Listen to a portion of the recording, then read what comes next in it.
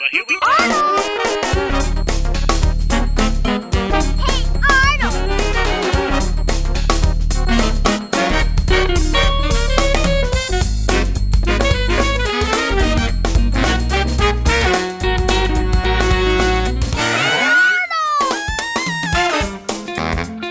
Arnold! Arnold! Arnold!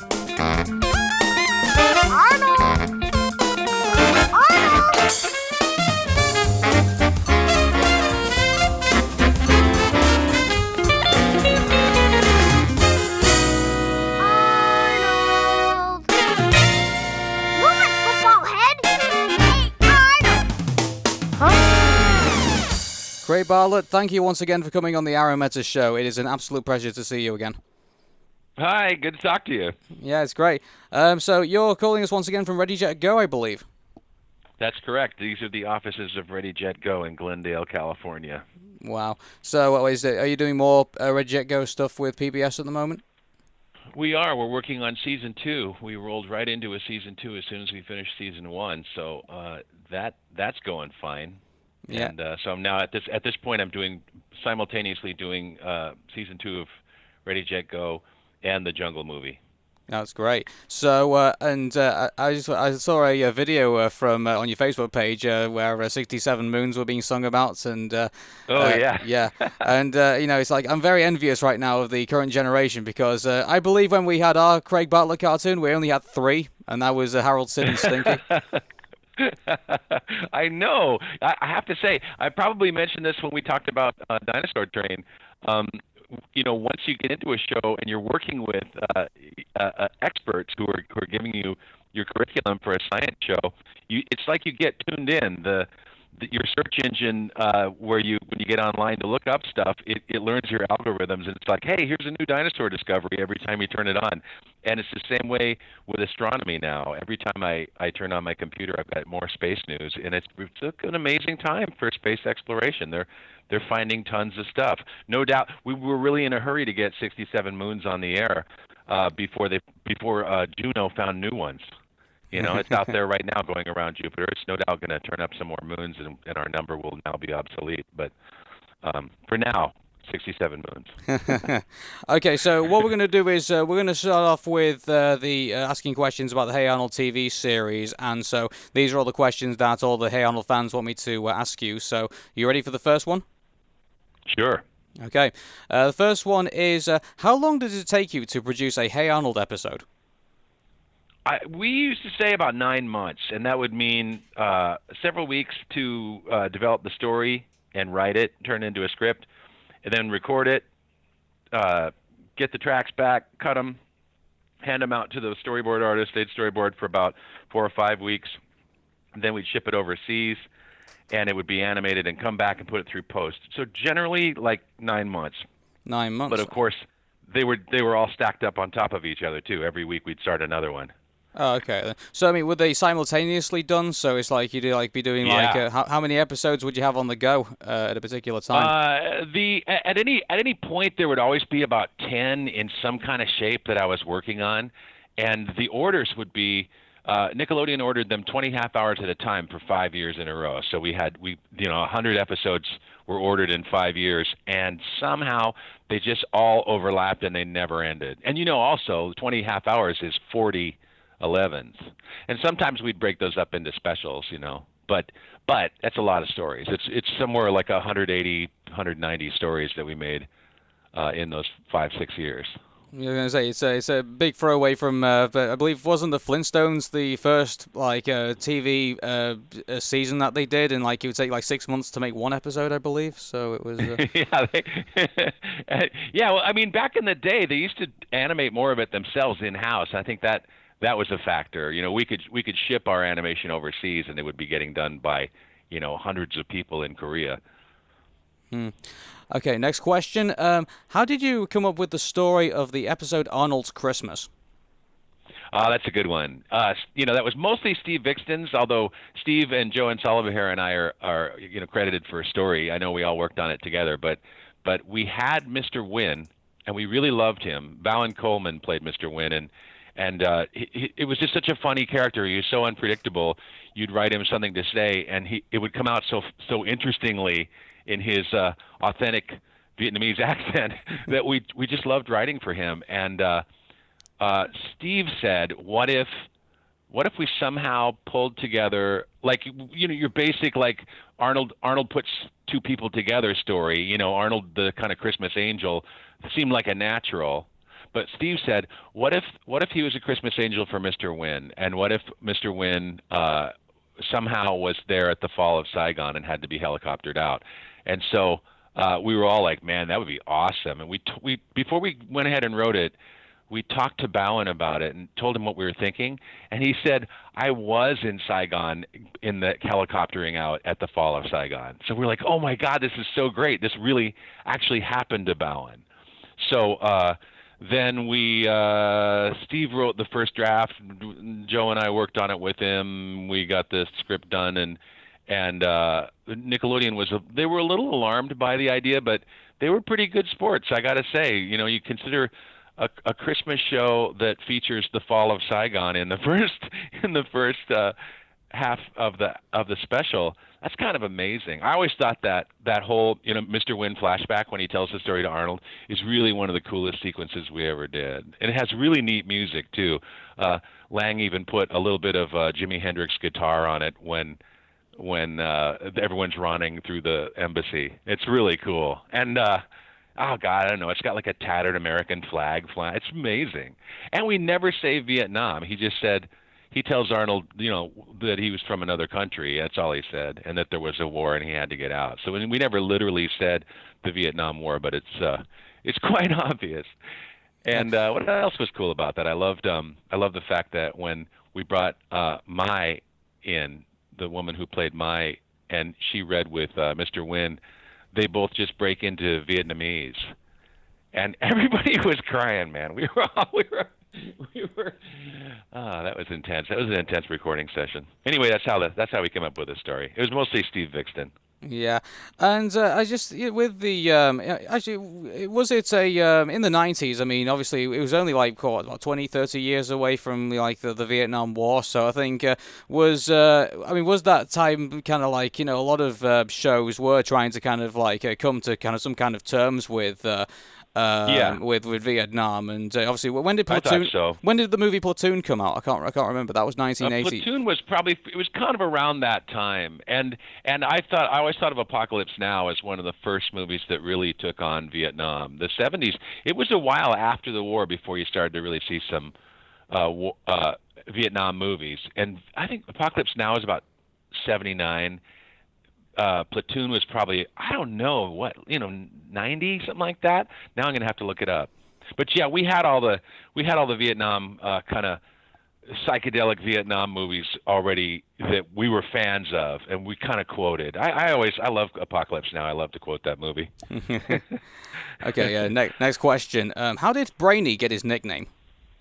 Oh, I thought since Brainy was always going to be behind Helga at exactly the wrong moment, overhearing what she's saying and getting punched in the face, I thought it would be funny to name him Brainy, because I thought that would be a very ironic name. He's not very smart to be behind her like that, but he is. So Brainy is an ironic nickname.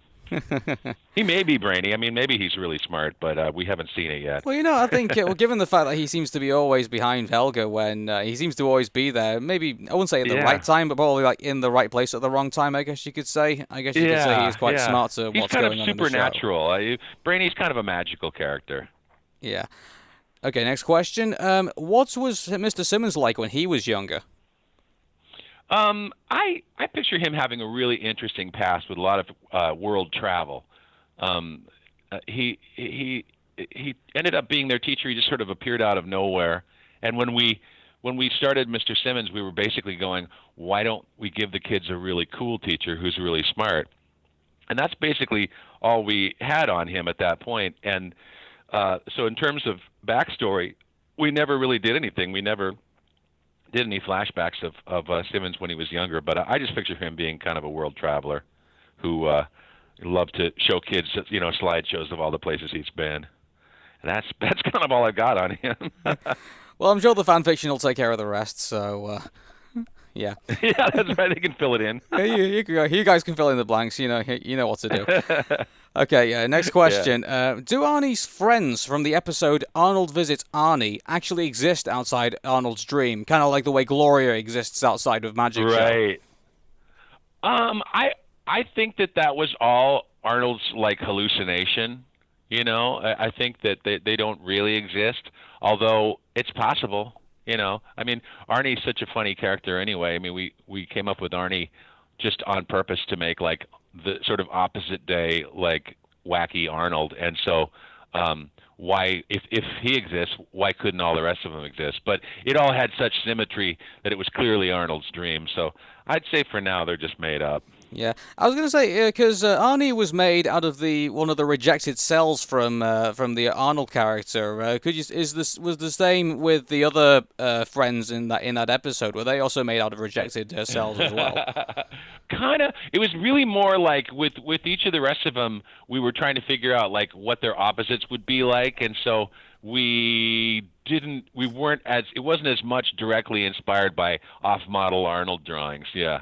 Arnie himself, yeah, all the off-model Arnold drawings I'd ever seen, I just kind of combined into the Arnie design. Like his head's literally upside down. It's flat on top and curved on the bottom, and his eyes are tiny and close together, and so on. Yeah. But the rest of them, yeah, we were just trying to make them look like hilariously, like kind of, that's the Star Trek episode where they go to the alternate universe and everyone has an evil twin. Oh, I'm actually not seen that. I've seen the one where they go to this planet and it's all like cowboys and Indians and stuff. I remember that episode. That was crazy. So many of those. Yeah. Okay. Next question. What was your favorite episode that featured a character that wasn't Arnold and Helga as the main character? I really like the ones with backstory. I like the Sid ones where Sid falls apart, like Sid the Vampire Slayer, and the Arnold's room, the one where Sid is basically trying to convince Lorenzo that Arnold's room is his room, because it's just so funny to see Sid fall apart. And what was the one where Sid's Revenge, the one where he thinks he's killed Principal Warts? Those are all really funny. And I just like Sid and Stinky stories a lot. I like Stinky's Pumpkin because you get a really funny backstory about how he and his family moved to the city from Arkansas. So those are favorites of mine. I love Sid and Stinky and their friendship, and it would be, I would love the idea of being able to continue this series where Sid and Stinky continue to do stuff. That idea about them starting a rockabilly band is a really funny idea, and I love the idea of a season 6 where Sid and Stinky starting their rockabilly band is featured. Yeah. Do you think it was easy to make episodes for Sid because he just jumped to conclusions so easily? Yeah. He's a really funny character. He's kind of loosely based on a cousin of mine, only in the sense that my cousin was just so funny. I mean, he's really funny to be around when we were kids, and he was very demonstrative. He would feel his feelings and say really funny stuff. And I just think the Sid character jumping to conclusions, getting it wrong, freaking out, and then in the end getting kind of trapped in some lie and falling apart crying is such a funny. It was such a blast. Sam Gifaldi loved that stuff. He was hilarious. He would just steal the scene when he would start crying, and so we went, all right, fine, let's just write funny stuff for Sam. Yeah, I think probably my favorite Sid moment is during the Ghost Bride, and he keeps saying that the ghost is gonna come and hack them to little pieces and things like that. And Exactly. That was you just know what Sid would do. Exactly. Unbelievable. Okay, next question. Was there a point in the TV series where Arnold started to fall in love with Helga?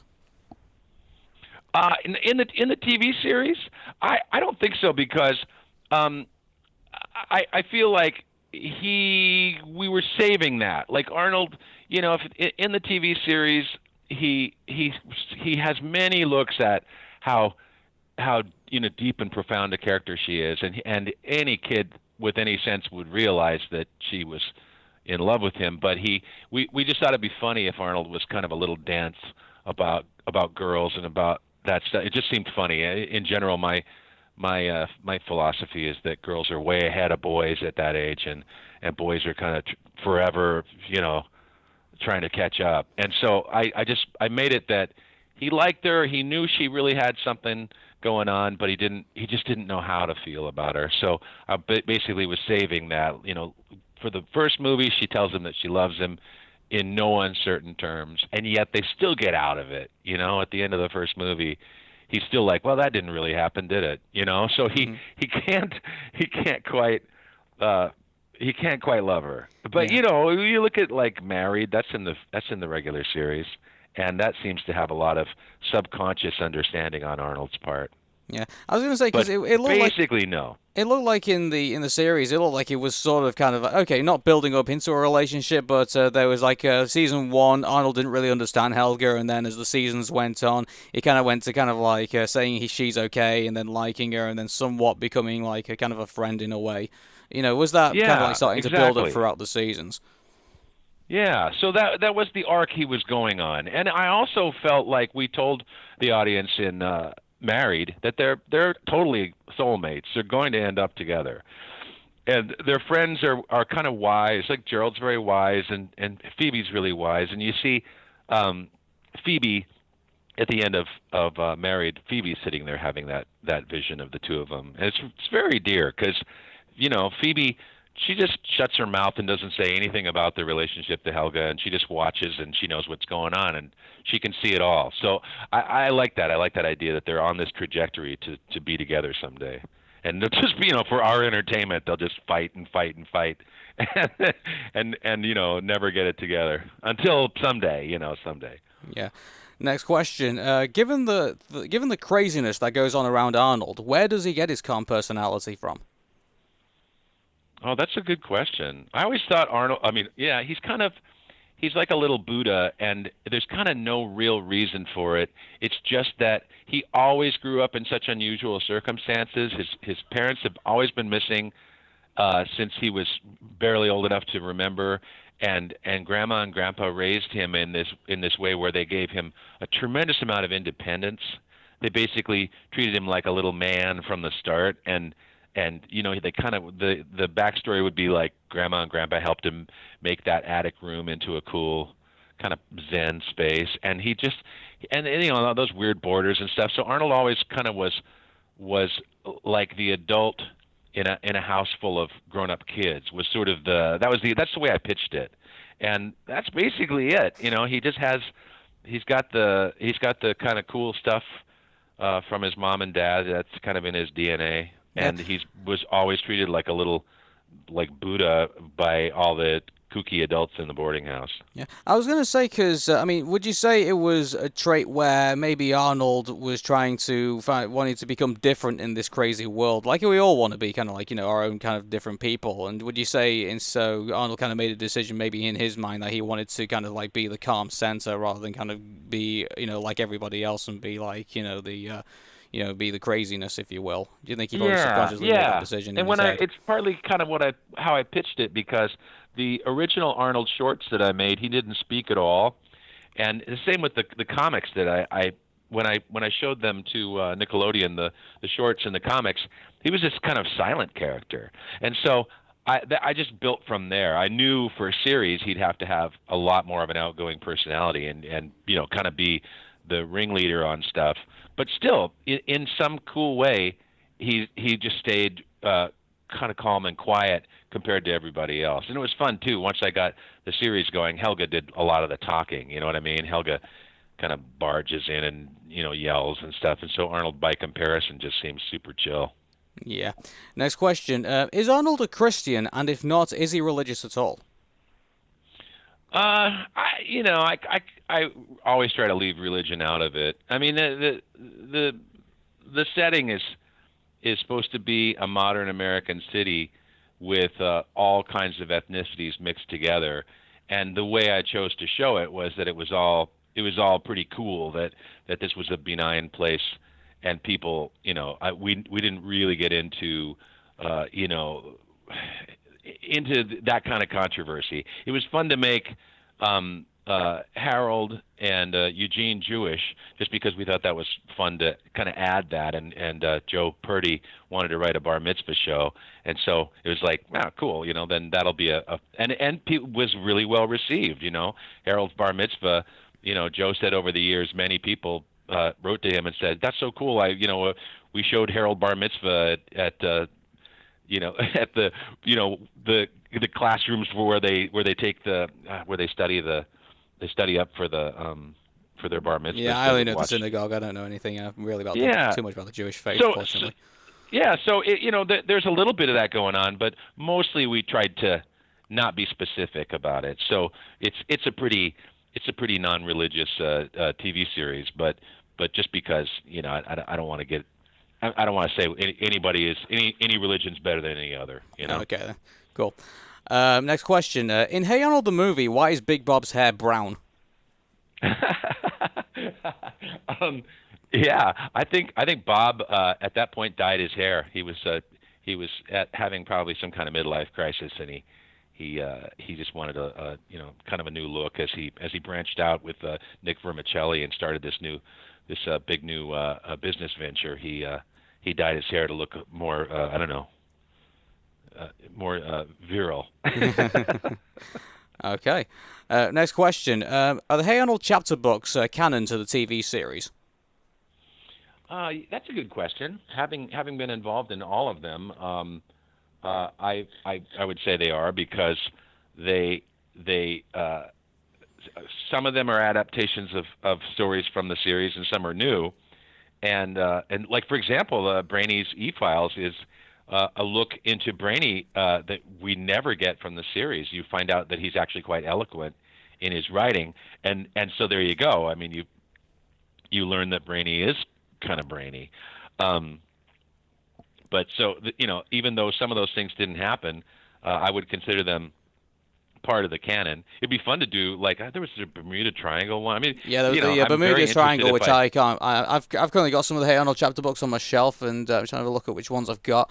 I'm standing up for doing this. I wouldn't have done this a long time ago. Got myself a headset. Okay, so I've got Parents' Day. I've got I do have the Mystery of the Bermuda Triangle. I've not had a chance to read it. I've got Arnold for President, Return of the Sewer King, and I've also got Arnold's E-Files. So those are the ones I currently got, and I think the other ones. The ones that are the urban legends, I love the urban legends as a kind of a series. There's about 15 of them, I'd say, in one way or another, and I would definitely continue the urban legends as a genre. So it'd be kind of fun to take a look at those if we got to continue the series. Oh, wow, that'd be pretty cool. Yeah, I consider them part of the canon. Yeah. Oh, brilliant. Well, I'm sure that's going to inspire a lot of people. Next question. Have you ever played the Hey Arnold the movie video game on the Game Boy Advance? I confess, I never played the video game. I know that they made it when the movie came out, and I took a look at it, of course. They showed me what was going to happen, and I was like, well, that's cool. And not being a Game Boy player, I just assumed that my son would play it, and so on. Yeah. But no, I haven't played it. Yeah, actually, that'd be an interesting side question for the Jungle movie that's going to be coming out. I mean, do you think there might be a video game when that gets released? Do you think? That would be awesome. And we're in talks about consumer products, and there's a lot of ideas. I definitely gave them a bunch of ideas that I had for consumer products, and I have high hopes. I think. That really cool stuff could come out of this. What's really cool, one thing I'd definitely say to them, if they say, okay, video game, one thing I would say to them is, okay, Legend of Zelda, Ocarina of Time, do that. Just do that, and we'll all be happy. That'll be a pretty cool adventure game to have with Arnold. Yeah, you're right. It would be really cool to do POV, like explore the jungle, wouldn't it? That'd be awesome. That would be really awesome. Yeah. Next question. Would you have allowed Marvel to produce a Monkey Man comic? And if so, would he have sided with Captain America or Iron Man during Captain America Civil War? Well, sure. A Monkey Man comic with Marvel, what a blast. And that would he would make a hilarious a superhero, since he doesn't really have any kind of abilities except to to be like empathetic about monkeys. And yell Monkey Man. And I would say he would side with Iron Man because Iron Man is Robert Downey Jr. He's cool. Oh, really? Because, well, I take his side. I thought he would have sided with Captain America because, I mean, Iron Man was the guy who wanted, them to be kind of like listed on like a government database or something like that, or like, to show either role. I didn't think Monkey Man personally was Monkey like. Man would just be irrational and just choose Robert Downey Jr. Actually, that'd be pretty funny. A superhero who goes against his own best wishes. That would be that would be something. Okay, next question. If the upcoming Jungle movie is successful, what's the possibility of a 6th season being produced? Well, that's a great question. I would like it, and I can't really say because it's too soon. I would love it if the success of the Jungle movie led to a season 6. The whole pitch that I made all along was I wanted to wrap up all the loose ends and conclude Arnold's story, but I also said it could tee it up for a season 6, and I made it that way. Even though, unlike say The Journal, which is a cliffhanger and ends with him finding a map and totally says what's next. This is much more of a satisfying conclusion. But it's meant to be like, hey, they could then go on to 6th grade. So that was my hope, and we'll see. We'll just have to wait and see. Yeah. And also, the last question of the Hey Arnold section is, if a 6th season isn't possible, could the story be continued in a comic book or graphic novel? Sure. I mean, we'll find out when we get there if Nickelodeon isn't interested in doing more stuff. I'll see what I can do to keep the series alive. That's great. And anything's possible. Okay, the Patakis. I know in the last show you said that a lot of this would be maybe question. Like saying maybe you didn't get very far with it, but people still wanted to ask some stuff anyway. So here we go. Yeah.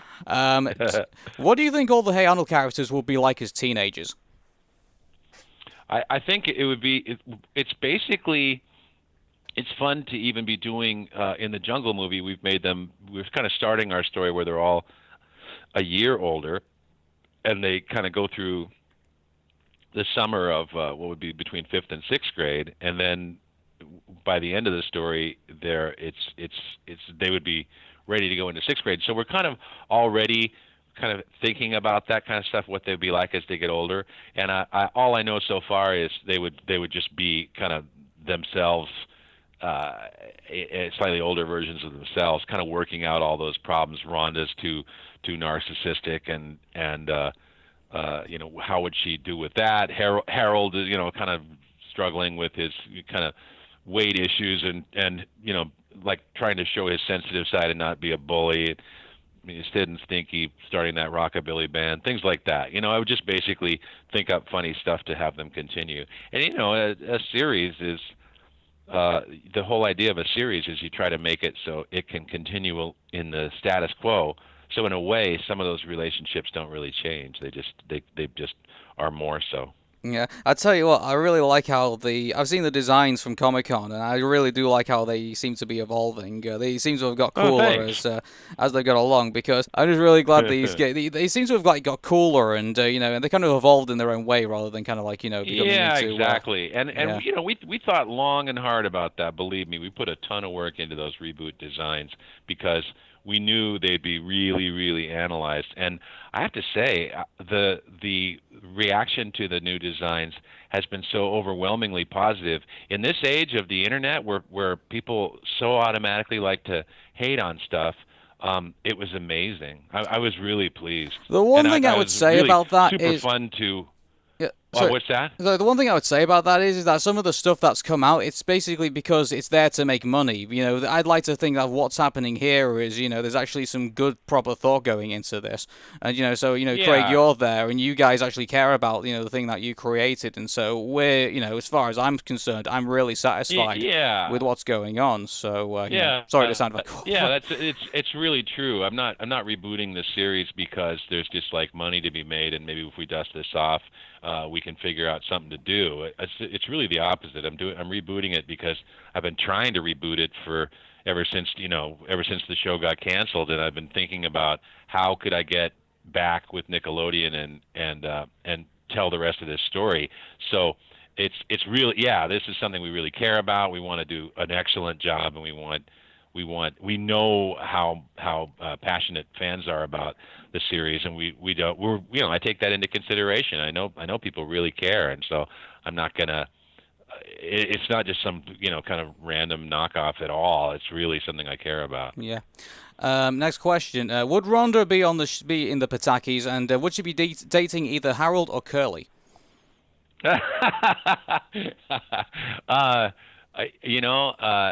She would definitely be in it because Olivia plays teenagers so well, and I think she would be basically, yeah, like continuing as she grows up, trying to struggle with her narcissism and try to be maybe a better person. And I don't know who'd be dating who. It'd be just really fun to get into it and find out. I love the idea that Curly's unrequited love for her, and you're right, she has a deep connection to Harold, but Harold and Big Patty kind of hooked up, so I don't know. Let's see. Okay. Next question: would the show have expanded upon Helga's extended family, and would they have been as dysfunctional as her immediate family? Yeah, I would say any relatives of the Patakis would be probably even wackier than Helga's family, just because it's kind of fun when you expand out into those secondary relationships. It's fun to make them real characters, and I think they're all kind of working on it.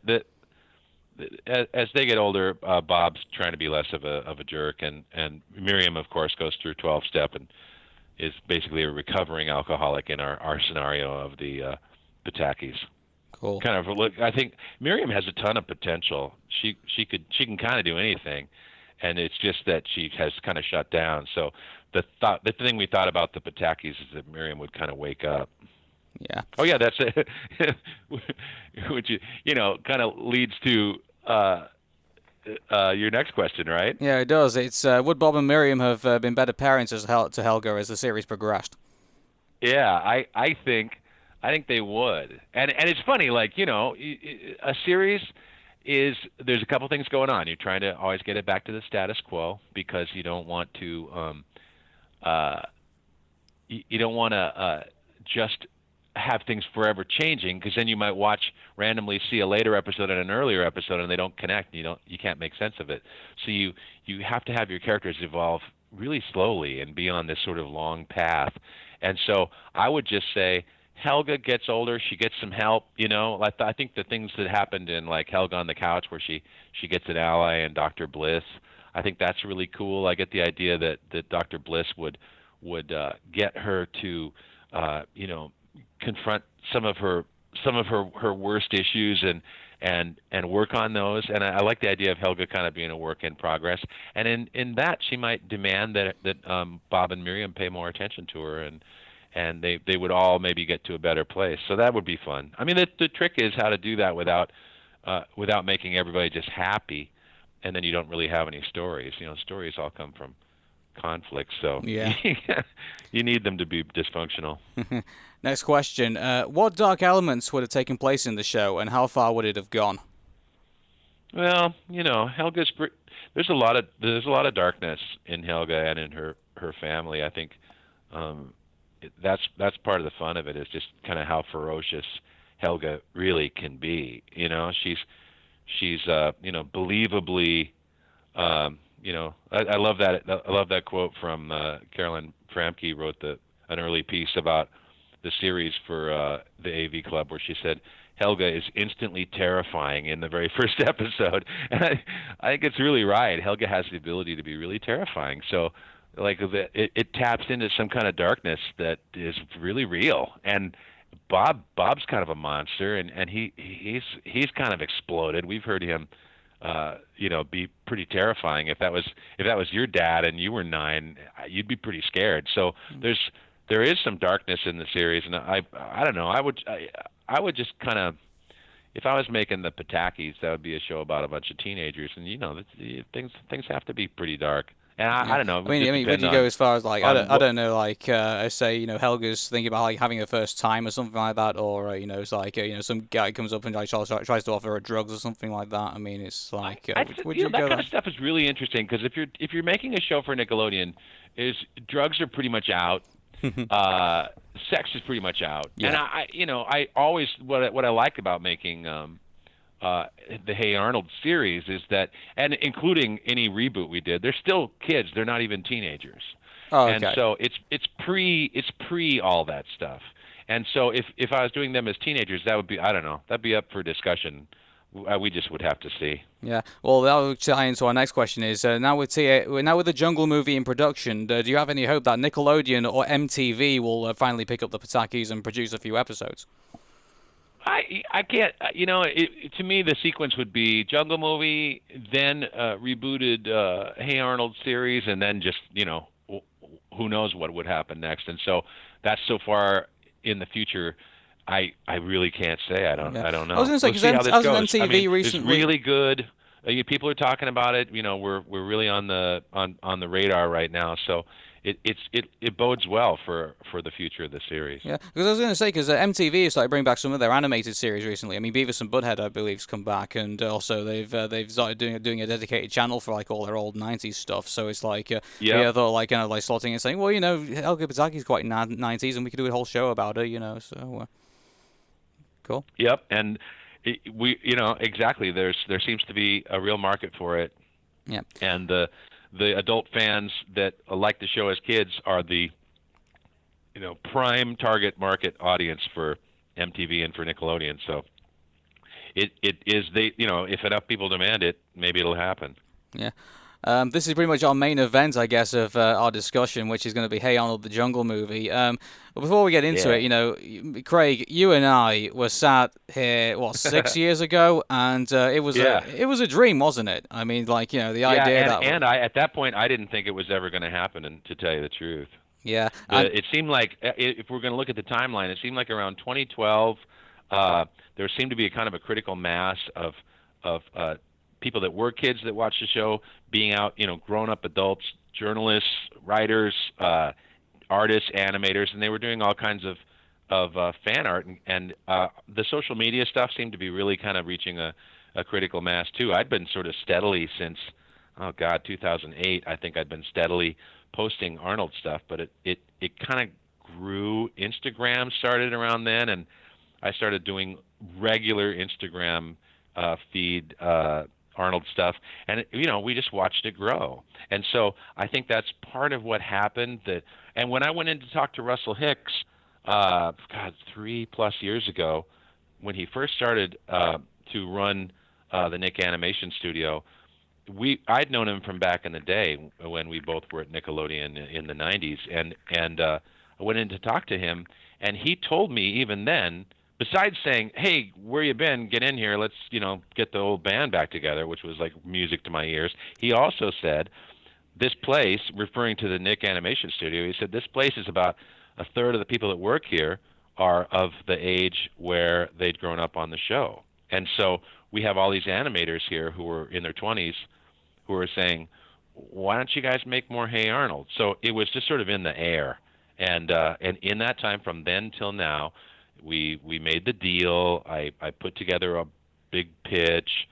I pitched them the show. We start about a year ago. We were exactly a year ago. We were about 8 of us got together, old writers and new writers, and we spent a long weekend breaking the story of the Jungle movie. And then I made an outline and several versions, and then we went to script beginning of this year. And then, we were table reading it by March and April, and then we started recording. And now we're deep in production. Wow, it's amazing, isn't it? So, so my thoughts are, how awesome is this? First of all, this almost never happens, as you know. I mean, I still can't believe we did it. I really am Yeah. still in that kind of like bubble, like where it's it's like what this is I just joined the Save the Jungle movie campaign just because it was a nice nostalgic thing to get involved with, and it's nice to talk with like-minded people, and I got to make some great friends Hmm. out of it as well. And even if we didn't get what we want at the end of the day, I'm just really thrilled that I've made all these friends. I've got all these people I like to talk to. People even listen to my show even when I'm not talking about Hey Arnold. Those people I really appreciate. And it's just Yeah. it's been an amazing. And I still I'm just I literally wake up in the morning and I think, wow, we did this. It's like this happened. It's like it's great. Yeah, yeah. It's really cool. It's a testament to the power of like the social media, and kids growing up, and once they become adults, having the power to help make something happen. I think that all those people who are I don't know 25 to 35, something like that. They are like the main consumer group out there that really shape the culture. And so having a lot of those people say, hey, Arnold was my favorite show when I was a kid, that really matters, and it matters to Nickelodeon too. So here we are. Yeah, we've sort of answered question 1 and question 2 here, so I think we might as well move on to question 3. So, next question: in production, are you picking up from where the Jungle movie left off before it was cancelled? Oh, yes and no. Like I had worked alone, and Steve and I did a draft, and John Greenberg got involved with a later draft. He and I worked on another one together, and so between the three of us, we had made about 6 drafts of the Jungle movie for Nickelodeon movies and Paramount, and so the story was pretty thoroughly developed back in the day. Meanwhile, while over at Nick Studios, Raimi Muskies, my director, was working on while we were making The Journal and April Fools in that little mini order of three half hours. He and I developed the Jungle movie visually for a long time, and Tim Parsons, a couple of people that were on staff there, Brian Mark. We made a bunch of art. We generated a bunch of art for the Jungle movie. A whole room full to pitch to Albie. When he would come out, and so all that work, we took all that art and put it in a box because the project was canceled. Everybody was let go. We all had to leave, and so we boxed it up very sadly. We put the majority of the Jungle movie original art into one big box, and it got shipped off to a storage facility. And we joked about it very darkly. We were like, "Crap! I bet it." It's like that scene at the end of Raiders of the Lost Ark. It'll never see light of day again, and it was very, very sad. And then we went on with our lives for a decade, and when when it got greenlit to go to make the 2 hours, this 2-hour TV movie, they found that box, and Raimi and I opened it. And in fact, the social media guys videotaped us when we opened it, and I just took each folder out and said, "Hey, look at this! It's the scene where Brainy dances around with a panpipe." And what was great was I remembered all the scenes, and Raimi couldn't remember any of them. He's like, "Wow, I can't believe I drew all this." I'm like, "Yeah, man, you sat there for hours." And one of them's on his website. Oh yeah, it's true. Well, Raimi was on his post, website. Okay. Raimi did post, but for example, like that scene in the website, that's not in the movie. It's like basically, oh really? I said I want to take all these ideas, all these events, and I want to start from scratch. So we rewrote the movie from scratch. There's okay. there are bits in there. There are many sequences that are the same sequence. However, they've been completely rewritten. Okay. And, do you think if it gets like the outcome of the story is quite different. And I also feel that my goals about how to begin it and how to end it also changed a lot, and it has a kind of a wonderful kind of symmetry now that I really like. A lot of stuff came out of thinking about it for a decade, honestly, and also knowing how passionate the fans were about certain things. I couldn't not take that into consideration. So, it was really a cool opportunity to completely rewrite it too. Yeah. And yet, Brainy dances around with a panpipe at one point in the story, and that's just like right out of there. There's also a couple of big pieces of art that Raimi made that we said, let's just do this. Let's get to this place. I want to see this happen. So there are several pieces of stuff that we designed and talked about and wrote about that are in the movie for sure. Yeah. And I think this 2-hour TV movie is a really, I'm very happy that it's this and not that movie we were working on with Paramount. Wow. 15 years ago. Oh, cool. I'm actually really excited about this now. So yeah, well, it is. I'm telling you, man, it's going to be great. Oh, that's awesome. We're at the animatic stage now, and I've seen the entire film roughed out in animatic, and it's very moving and it's really cool. Oh, wow. So actually, I wanted to ask you about this. Do you think there's going to be a moment in the movie where everyone's just in floods of tears? I mean, does it go to that? Does it go to that degree? I would say if people aren't crying tears of joy when they see this movie to its conclusion, I would be surprised. Anybody who's an adult fan of the show and loves Hey Arnold will be crying their eyes out. Yeah. Well, Pixar's maybe cry a couple of times. Finding Dory Inside Out. I think I'll never, I'll always cry at that. But, yeah. Yeah. So I've got high hopes. Let's move on to some of these questions because fans are probably getting annoyed us going off track. But let's have a look. Will any of the two movies feature claymation effects? Nope. Just because I'm going and checking a lot of boxes, but I'm not going so far back into the series that I'm going all the way back to the claymation days. I was going to say because I could just forward-looking. I could just movie. picture Mick Animation Studios is like some guy walks out of the staff room kitchen and he's like, "Okay, who's boiling clay again?" Like I need to ask. Nope, no claymation for me, not this time. Yeah, everyone think you've lost your mind if you did that. It's like but yeah. Okay, next question. Will Lila be in the Jungle movie? No, I wrote Lila out because I wanted to clear the decks for Arnold and Helga and their a story relationship. So Lila is out of town when they go. Oh, cool. So, do you think we'll see a side story with her, or do you think... It would be funny to do a season 6 where we find out what Lila did that summer. I think that'd be hilarious. Yeah, she's great. I mean, I love Lila. She's not out of the movie because I don't like her. She's out of the movie because I've got a very specific story to tell, and I wanted to set it up just right. So we chose very carefully who went. I was going to say, if let's say Lila comes back in town after the Jungle movie, do you think she'll be at the point where it's like, what the heck just happened? It's like, you've all changed. Yeah, that'd be fun. Yeah, it'd be fun to have them all get back together. Okay, next question. When will we see a Jungle movie trailer?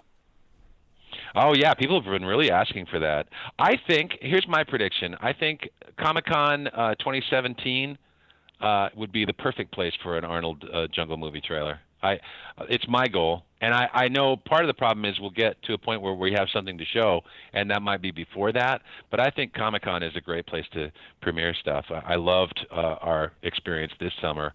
It was great to show the designs to that audience, and of course, everything that happens at Con gets broadcast all over the world immediately, and so that's the perfect place in my opinion. So that's probably where we'll show it. That's right. I'm really looking forward to that. It's that's going to be really exciting when that comes out. And so it's going to be the trailer I've always wanted to see. I've seen like fan trailers where they stick like bits of like what is it that episode where Wheezing Ed and they take like all the action bits out of all then they just slice them all together and make a trailer out of it. So I've seen that being done on YouTube a couple of times. Next question. With the exception of The Journal, which other TV episodes would you recommend we watch before watching the Jungle movie? Well, one of the things that's been my discussion with Nickelodeon is canon, talking about look, the reason that this is happening now is because in such and such an episode it happened then, and so we're continuing along those lines. And so I would say, obviously Parents' Day and The Journal are the two backstory Arnold's parents episodes to watch, and we quote both Parents' Day and The Journal. We show locations from both of them, and we even the Parents' Day opens with Arnold dreaming, and he wakes up and you realize Arnold dreams and dreams and dreams about his lost parents, and kind of in Arnold's mind he kind of is flying around. I love the ending of Parents' Day when he gets in the little biplane on his roof and he flies off. And I intended it to be interpreted by the audience that he, in his mind, in his dreams, is searching for his lost parents. And so both Parents' Day and the Journal would be great to take a look at. I'm actually going to give Nickelodeon a list of favorite episodes to marathon before they show the Jungle movie, so that the audience can really get whet their appetite. The other thing I would say is, Hey Arnold the movie, Arnold Saves the Neighborhood. That's good too, because it sets up where Arnold and Helga kind of left off. You know what I mean? In this movie, Arnold is referencing things that happened in Hey Arnold the movie, where he finally is trying to confront how he feels. You know what I mean? Yeah. So those would be the things to watch. Cool. And I'll try to get Nickelodeon to marathon all those. Oh yeah, and definitely put the Journal in before the Jungle movie. Definitely put that hour on before. Obviously. You bet. It was then it plays like it was meant to play. It's a prequel to the Jungle movie. Yeah. Next question. Will there be any references to any of your previous cartoon shows in the Jungle movie, like Party Wagon and things like that? Nope. Really, because those are there's so much we're trying to do that's really just like right on point that we don't even have time for anything else. We're not going to see like a I don't know, a thing on the wall like has Buddy written on it or anything like that, or a kid playing with like dinosaurs and friends. Yeah, here you go. Maybe we can work it into the background paintings. Yeah. Okay. And also, this is the last question. Will there be any tributes in the ending credits to Steve Vixton and Phyllis Diller? That would be nice, wouldn't it? It would be nice to do a in memoriam to Steve, of course, and Phyllis Diller. I mean, think about it. We've actually we've lost so many people since the show was made. Vincent Schiavelli, who played Pigeon Man, and there are many people who aren't around anymore, and so it would be nice to make a card to all the people who worked on who were on the show and aren't anymore. Yeah. Can I just ask one last question as well? Is that after it's been on TV, after it's appeared, is there any plans for like a DVD release? Absolutely. And that would be nice too, because when you watch it on TV, it'll have commercial breaks, and it would be really cool to watch. Basically about a 90-minute movie without interruptions. It just flows all the way through. That would definitely be the way I would prefer to see it. Also, I'm sure you'll be able to stream it and stuff, and there might be even on TV ways to on demand stream it, or on your computer that without the commercial breaks as well. I'm sure that they'll make it. This Nickelodeon is so modern now and so multi-platform that they'll no doubt make all kinds of cool ways to see it. Yeah, and one thing I would say to everybody, if we are going to be streaming it online, stream it legally, because we want those numbers. Yeah, so it's like legally. That's right. Absolutely. I'm very aware of how much stuff is bootleg now. There's so many consumer products that are bootlegged, and so many ways that the art that get made gets repurposed and stuff. It makes me go, wow, come on, Nickelodeon, let's get our own official versions of everything. Yeah, but it just kind of annoys me when people say oh, I'm watching Hey Arnold right now on YouTube on a bootleg YouTube channel. It's like, buy the DVDs and watch them at home. It's like I just I would say to people who want it, I would say yes, buy the DVD, because the DVD set, the complete series set, is wonderful. The quality, picture quality is excellent. The audio quality is excellent, and every single episode you can watch its entire credits as we made them in the first place. And as you know, once we got into about season 3, I started doing even on season 1, I started doing custom end credits. Many shows end with custom end credits, where some of them even roll into the credits.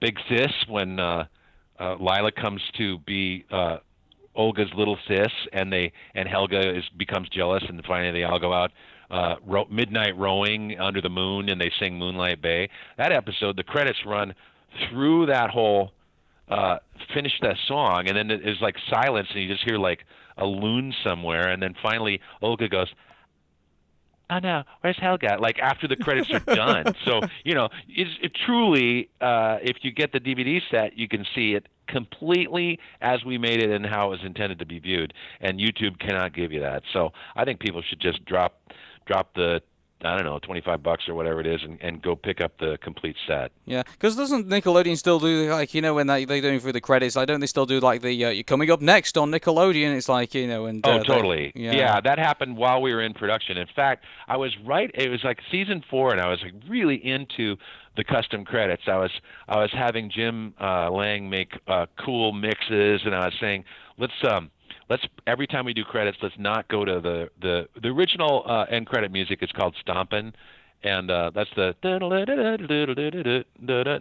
that one. And we I said instead let's just always like flip between about 4 different end credit tunes or do a remix, and we'll just customize them completely. And right at that time, Nickelodeon started doing what they call the credit crunch, which is take the screen and make it teeny, and then have other crap on there, and people yelling about what's up next, and so completely clobbering exactly what I was talking about. So the only way to see it the way you want to see it is not in broadcast, but on DVD.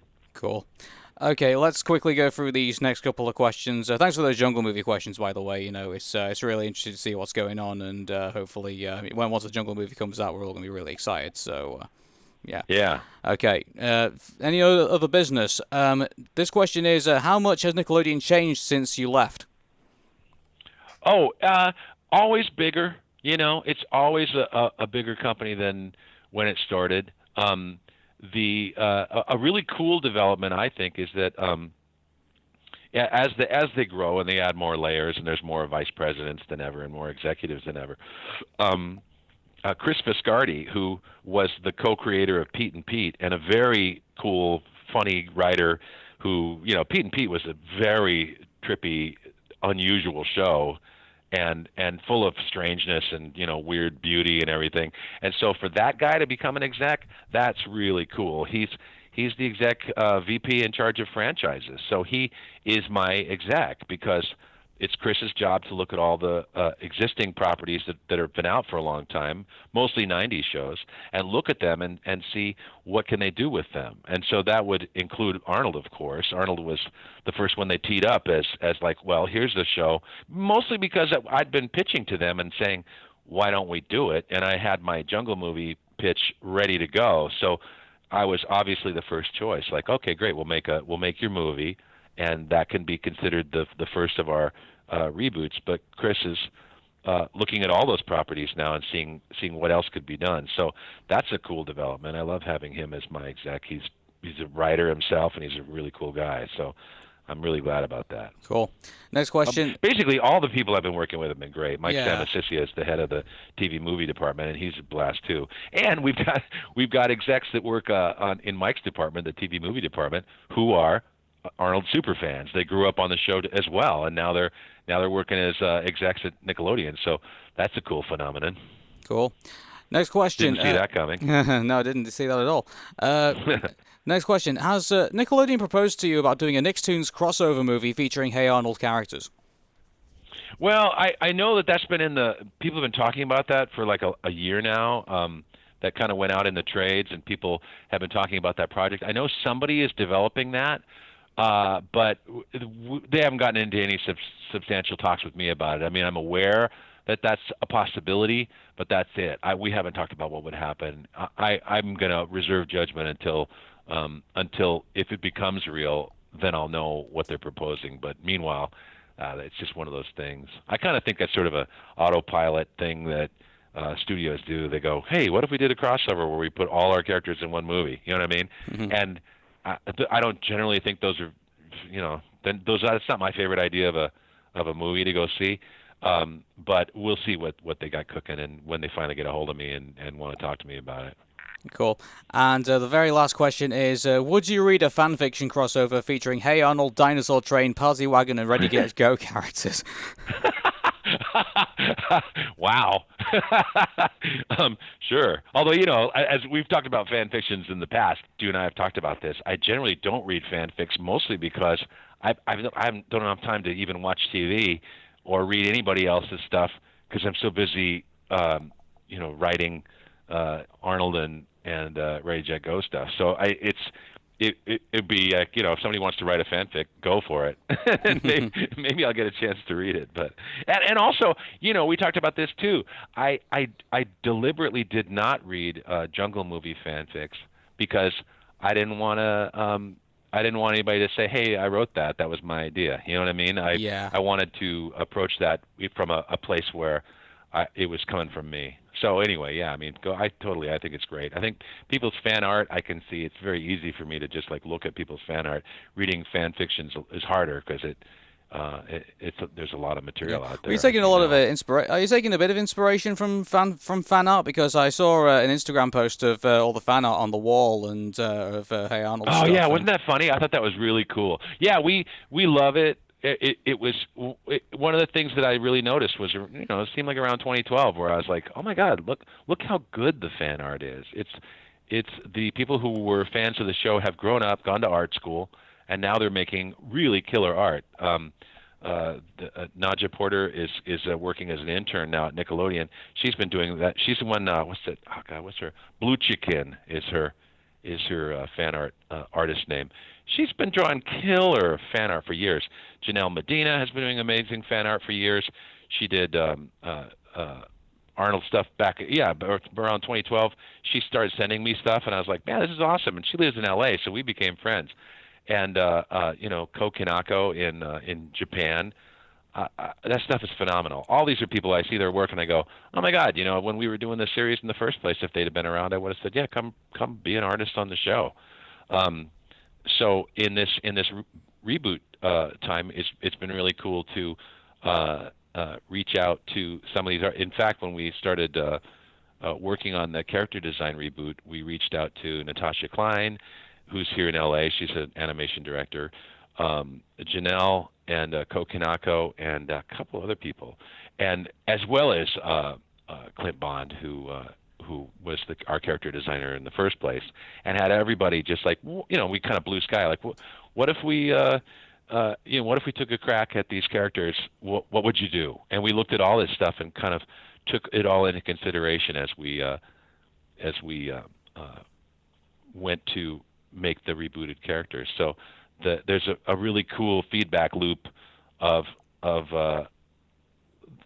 artists who grew up on the show now joining the Arnold creative process. Just like with the writing of the scripts, Joe Purdy and I and Michelle Lamoureux and other friends of ours that had been around back in the day were involved in breaking the original Jungle Movie stories alongside a couple of next generation writers, Justin Charlebois and Laura Strebney, who had done writing work for Nickelodeon, and so they qualify as people who grew up on the show and are now out there working as pros. So the series has the reboot, the Jungle Movie, has a great crossover of OG Arnold people and next generation. Yeah, that's that's a great way to end on complimenting fans. I think for the fans have basically been brilliant, and I just think isn't that cool? It's really wonderful. I really want to thank the fans for sticking with it, and it must be super gratifying to the fans to see their effort to get Nickelodeon to pick it up come to fruition. So, congratulations to everybody out there, and we might as well enjoy it and really feel good about it.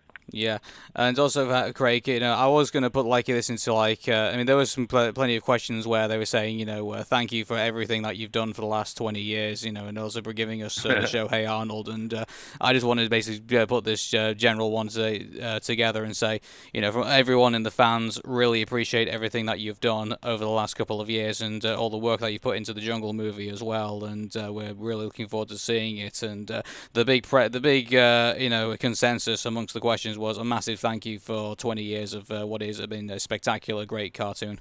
So thanks so much. I really appreciate that. It's very nice to hear, and I don't want to oversell it, but it's going great. And I think that I'm not saying everyone's heads are going to explode, but it should get a really good response, and people I think people will be really happy when they see what happens in the Jungle Movie. So stay tuned.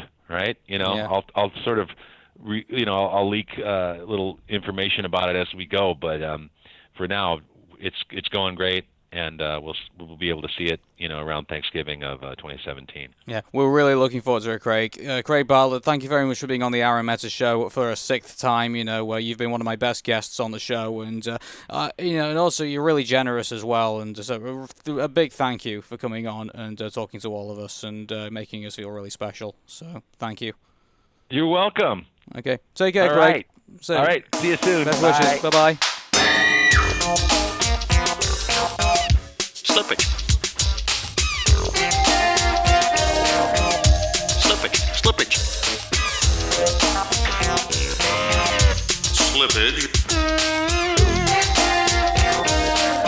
Slippage.